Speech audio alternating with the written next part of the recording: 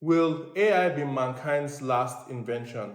Now, this is a question that kind of presumes that after the creation of artificial intelligence would create the scenarios or create the environment for mankind to be destroyed, or will destroy mankind itself, or better still, now in a more positive light, this also could mean that AI becomes so benevolent or so useful that AI invents every single thing that mankind will even think to invent for ourselves.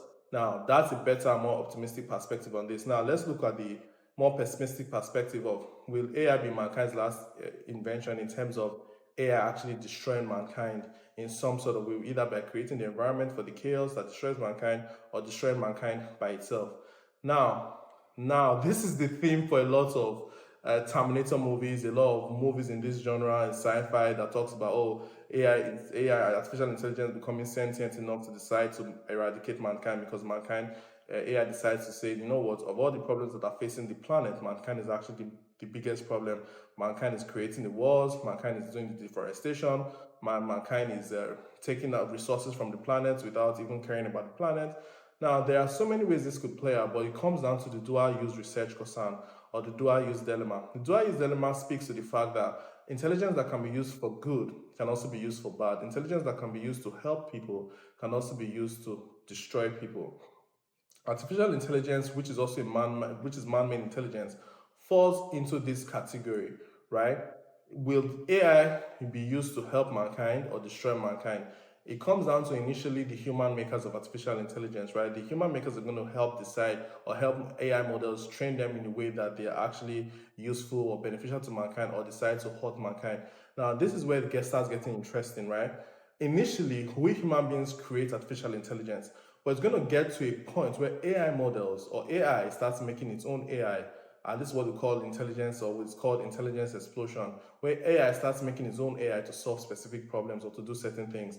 Now, there's a lot, and when that starts happening, the human chain or the human element in the chain of value is removed. And once the human element in the chain of value is removed, then therein becomes the problem, right? Now, there are so many things to think about or to consider, but one of the major things to consider is the dual use dilemma or the dual use problem. The dual use problem is the fact that is this intelligence going to be used for good or for bad?